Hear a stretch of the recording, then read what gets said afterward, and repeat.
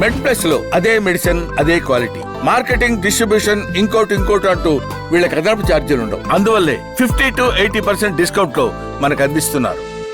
So madam, ఇప్పుడు plastic సర్జన్లకు ఎక్కువ మంది అంటే పేషెంట్లు వచ్చేది మామీ మేకోవర్ గురించి వస్తుంటారు. సో అంతకుముందు యాక్చువల్గా బిడ్డ పుట్టిన తర్వాత ఈ మామీ మేకోవర్ అంటే కొద్దిగా మంది సంకోచించేది. బట్ ఇప్పుడు సో పరిస్థితులు మారుతున్నాయి. సో అంటే మామీ మేకోవర్ అంటే కేవలం ఇది కాస్మెటిక్ సర్జరీ అయినా, సో కేవలం అందాన్ని తిరిగి పొందడానికి మాత్రమే మామీ మేకోవర్ అవసరమా, లేదా అంటే ఇప్పుడు కండరాలు సాగిపోవడం కానీ లేదా ఈ బ్యాక్ పెయిన్ తగ్గించడానికి కానీ ఈ మామీ మేకోవర్ ఏమన్నా ఉపయోగపడుతుందా?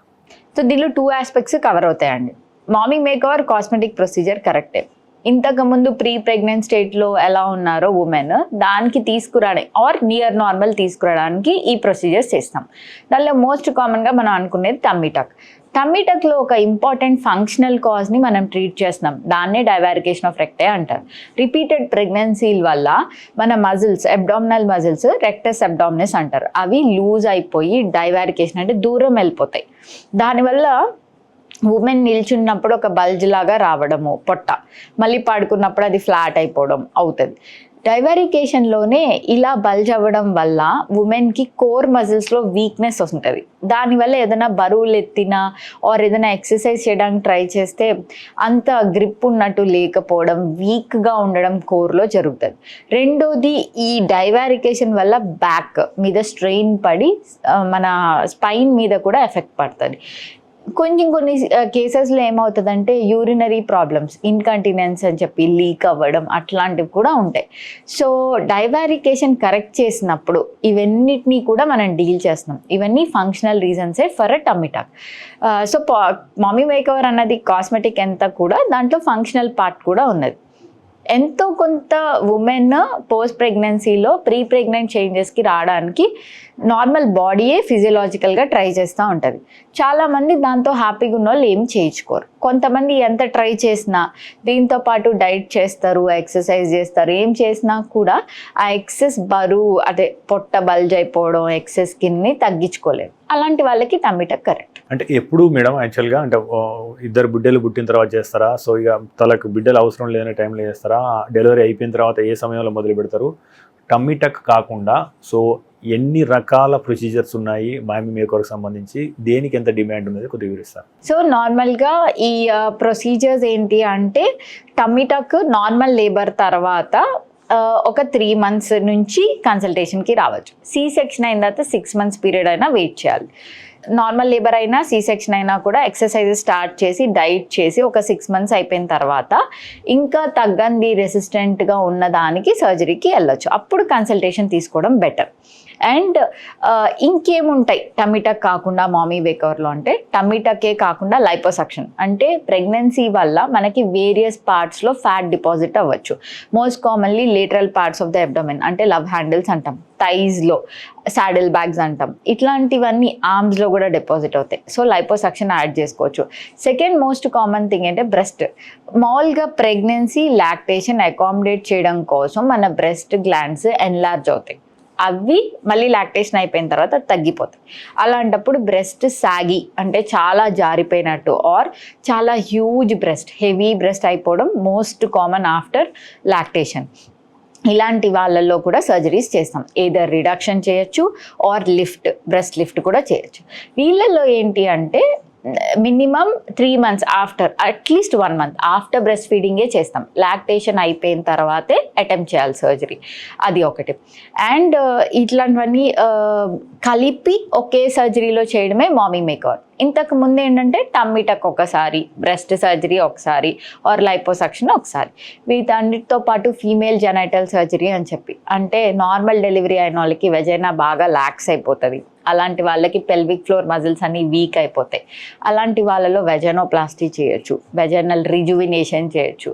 సో ఇట్లాంటివన్నీ కలిపి ఒకే సర్జరీలో చేయొచ్చు. అడ్వాంటేజ్ ఏంటంటే ఉమెన్కి కాంప్లియన్స్ అంటే 10 సార్లు ఒక ఈచ్ ప్రొసీజర్ కోసం సర్జరీకి రావడం, అడ్మిట్ అవ్వడం, రికవర్ అవ్వడం, మళ్ళీ వెళ్ళడం, అలాంటివి లేకుండా 2-3 సర్జరీలు, అది కూడా సేఫ్టీ ఇన్ మైండ్, అది పెట్టుకొని చేస్తే ఒకేసారి రికవర్ అవుతారు. కాబట్టి 1 shotలో వాళ్ళు మళ్ళీ ప్రీ ప్రెగ్నెంట్ స్టేట్కి వస్తారు.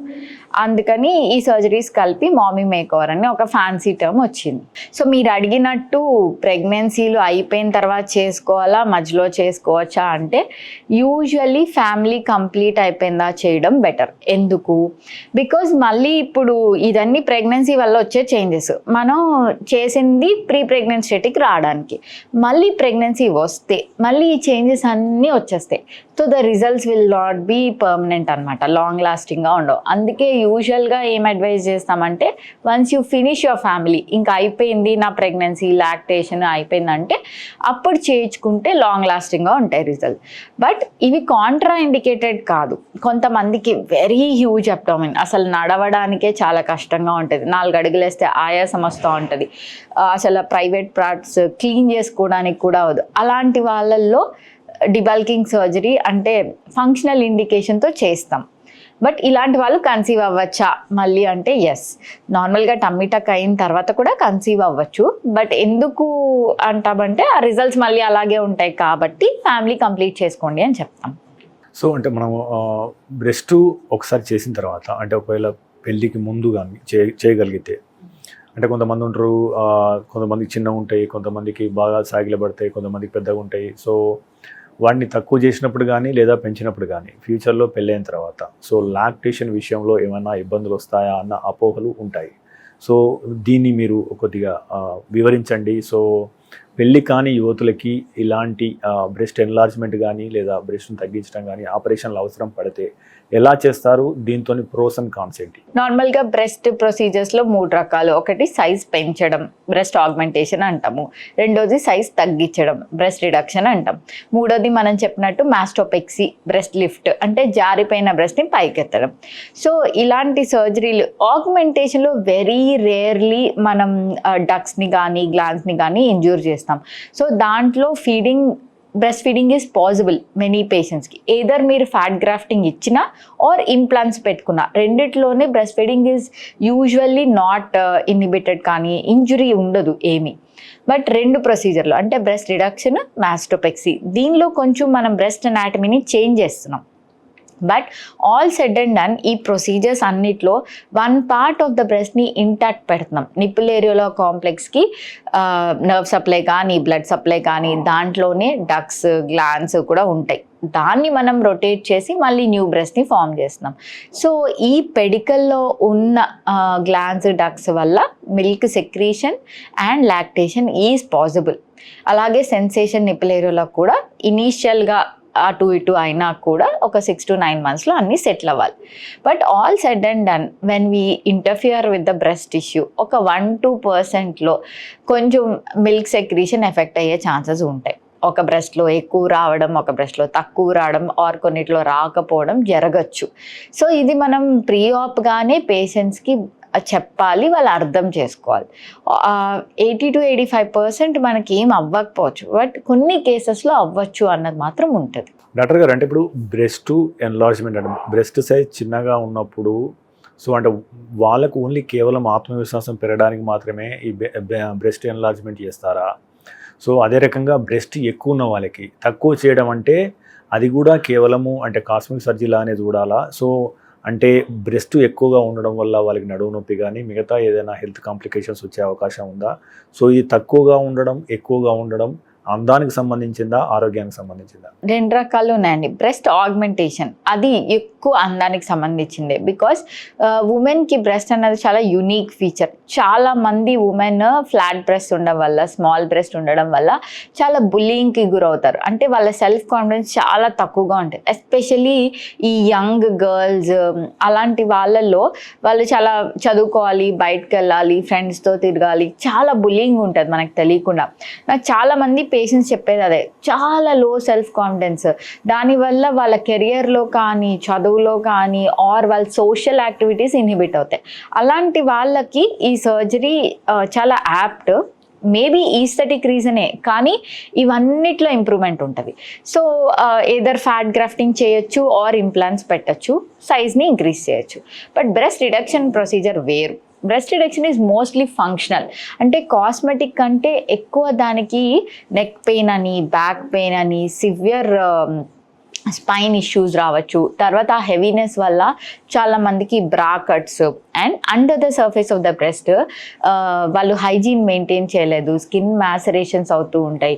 అండ్ అవి ఒక మెడలో మనం ఒక డంబుల్స్ వేసుకొని తిరిగినంత హెవీగా ఉంటాయి.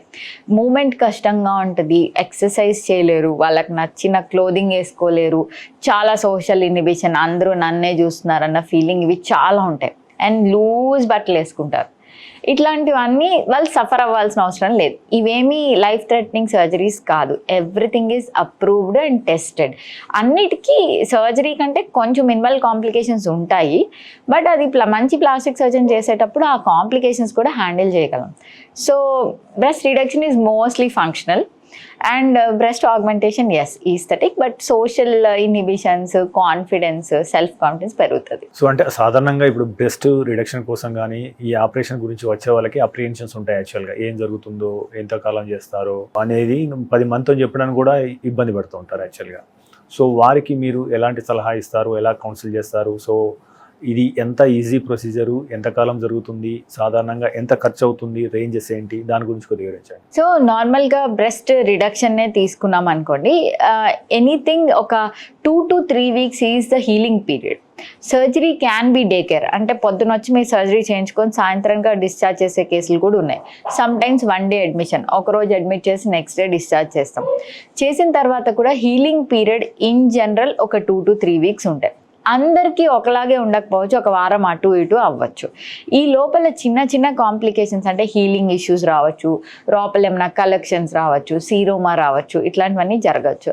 సో పేషెంట్ కన్సల్టేషన్కి వచ్చినప్పుడే వాళ్ళు ఫస్ట్ డే ఏం చూస్తారు, 4th day ఏం చూస్తారు, 1 week ఏం చూస్తారు, 2 weeksకి ఏం చూస్తారు, దాంతోపాటు వాళ్ళ రికవరీ ఎలా ఉంటుంది, ఏ రోజు వాళ్ళు రివ్యూకి రావాలి, అది కూడా ఇంపార్టెంట్. అండ్ పోస్ట్ ఆప్గా ఏమేం జాగ్రత్తలు తీసుకోవాలి అన్నది చెప్తాం. అండ్ వాళ్ళకి ఈ ప్రాసెస్లో కూడా రేపు నాకు స్కార్స్ ఎలా ఉంటాయి, నేను ఎలా కనిపించబోతున్నాను అన్న టెన్షన్ చాలా ఉంటుంది, ఎస్పెషలీ బ్రెస్ట్ అండ్ ఉమెన్.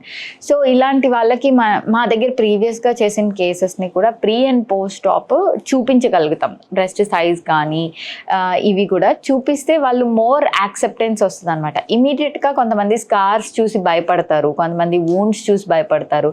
అలాంటి వాళ్ళకి కౌన్సిలింగే బెటర్. ఇలాంటి వాళ్ళకి ముందే చెప్పి ఇలా ఉంటుంది మీ రికవరీ అంటే చాలా బాగా యాక్సెప్ట్ చేస్తారు. యూజువల్గా వీళ్ళకి తెలియాల్సింది ఏంటంటే 2 to 3 weeks period is a usual healing period. So అంటే ఇప్పుడు పెళ్లి కానీ యువతులు యాక్చువల్గా చేయించుకోవాలంటే what is the best age madam అది? నార్మల్గా any cosmetic surgery especially breast అయినా కూడా మన గ్రోత్ పీరియడ్ అయిపోయిన తర్వాత అంటే 18 years and above, 21 for females చేయించుకుంటే బెటర్. బికాజ్ అప్పటికి మనకి గ్రోత్ పీరియడ్ అయిపోతుంది కాబట్టి అది మ్యాక్సిమం సైజ్ రీచ్ అయిపోయింది. ఇప్పుడు చేయించుకుంటే మళ్ళీ దాని మీద ఎక్కువ ఇంటర్ఫియరెన్స్ ఉండదు అని చెప్పి. But coming to the breast ఏమవుతుందంటే ఒక్కొక్కసారి చాలా హ్యూజ్గా ఉంటుంది అండ్ అది వాళ్ళ లైఫ్ స్టైల్ని ఎఫెక్ట్ చేస్తూ ఉంటుంది, వాళ్ళ సెల్ఫ్ కాన్ఫిడెన్స్ని ఎఫెక్ట్ చేస్తూ ఉంటుంది. అలాంటి వాళ్ళలో యంగర్గా కూడా చేస్తాం. బట్ అప్పుడు ఎండోక్రైనాలజిస్ట్ ఒపీనియన్, పేరెంట్స్ కన్సెంట్ తీసుకొని చేస్తాం. సో అలాంటి కొన్ని ఎక్సెప్షన్స్లో బిఫోర్ 18 కూడా చేస్తాం. సో డాక్టర్ గారు ఇప్పుడు మీరు అంటే మనం ఎంతమంది డిస్కస్ చేసినప్పుడు యాక్చువల్గా మీరు హెవీ బ్రెస్ట్లో ఆల్మోస్ట్ ఒక 7 kilos తీసేసాము తర్వాత అని చెప్పేసి అన్నారు కదా. సో అదే రకంగా అంటే అంత ఉపశమనం లభించిన తర్వాత సో మీ అంటే డాక్టర్ రూమ్లో అంటే వాతావరణం ఎలా ఉంటుంది, ఫస్ట్ ఆమె చూసుకున్న తర్వాత లేచి ఆమె ఈజీగా ఫీల్ అయిన తర్వాత సో ఆ వాతావరణం ఎలా ఉంటుంది కొద్దిగా వివరిస్తారు యాక్చువల్గా హౌ షీ ఫెల్ట్? అంటే ఈ చెప్పడం అంత మిరకిల్స్ ఉండవండి సర్జరీలో ఎప్పుడు. It's a slow process. చేసిన వెంటనే రిజల్ట్ వచ్చేది, హీలింగ్కి టైం పడుతుంది, స్కార్ సెటిల్ అవ్వడానికి టైం పడుతుంది. అది పేషెంట్స్ అర్థం చేసుకోవాలి. ఇమీడియట్గా మ్యాజిక్ క్రియేట్ చేస్తున్నారు అంటే అదేదో తప్పు అని చెప్పి అర్థం. సో ఈ ప్రాసెస్ అంతా ఫాలో అయిన తర్వాత రిజల్ట్స్ చూస్తే అది కరెక్ట్. బ్రెస్ట్ రిడక్షన్లో ఎస్పెషల్లీ ఏంటంటే వాళ్ళకి పెయిన్ ఉంటుంది, స్కార్స్ ఉంటాయి, హెవీనెస్ ఉంటుంది, పోస్ట్ అప్ ఉంటుంది, కానీ ఫస్ట్ థింగ్ బరువు తగ్గిపోతుంది. ఎస్పెషల్లీ మేము చేసిన దానిలో రీసెంట్గా 7 kgs అన్నది బోత్ సైడ్స్ కలిపి 7 kgs తీసాము. అండ్ షీస్ అరౌండ్ 34 years పాపం విత్ 2 kids. ఇన్ని రోజులు ప్రెగ్నెన్సీ లాక్టేషన్ కోసం వెయిట్ చేసి ఇప్పుడు చేయించుకుంది. And that's a huge relief. తను ఆ పోస్ట్ ఆప్ పెయిన్ డిస్కంఫర్ట్ని కూడా పెద్ద కన్సిడరేషన్ కూడా లేదు తనకి. ఆ ఫస్ట్ ఆ బరువు పోయింది, దాంతో వాళ్ళకి ఒక రకమైన సాగినట్టు పెయిన్ వస్తుందండి. ఇక్కడ నుంచి నరం పెయిన్ అంటూ ఉంటారు. ఆ బరువుకి ఒక రకమైన నాగింగ్ పెయిన్ ఉంటుంది. అది పాపం తనకి ఇమీడియట్గా తగ్గిందంట. And she was very happy. రికవరీలో అంత హ్యూజ్ బ్రెస్ట్ చేసినప్పుడు చిన్న కాంప్లికేషన్స్ రావచ్చు, కొంచెం డిలేడ్ రికవరీ కూడా రావచ్చు. అలాంటివన్నీ వచ్చినా కూడా షీ వాజ్ ఫైన్. ఒక 3 monthsలో అన్నీ సెటిల్ అయిపోయాయి and she's doing good. And ఇంకొక బ్రెస్ట్ రిడక్షన్ పేషెంట్ రీసెంట్గా చెప్పింది, చాలా యంగ్ ఫీమేల్. మేడం, నేను ఫస్ట్ టైం నన్ను నేను అద్దంలో చూసుకున్నా. తను ఎప్పుడు మాల్స్కి వెళ్ళిన చేంజ్ రూమ్లో డ్రెస్సెస్ చేంజ్ చేసుకోదంట. చేంజ్ చేసుకొని ఈసారి ఫస్ట్ టైం నేను అద్దంలో చూసుకున్నాను అని చెప్పింది. అంటే అది almost 2-3 weeks after the surgery. అది నాకు చాలా బాగా అనిపించింది.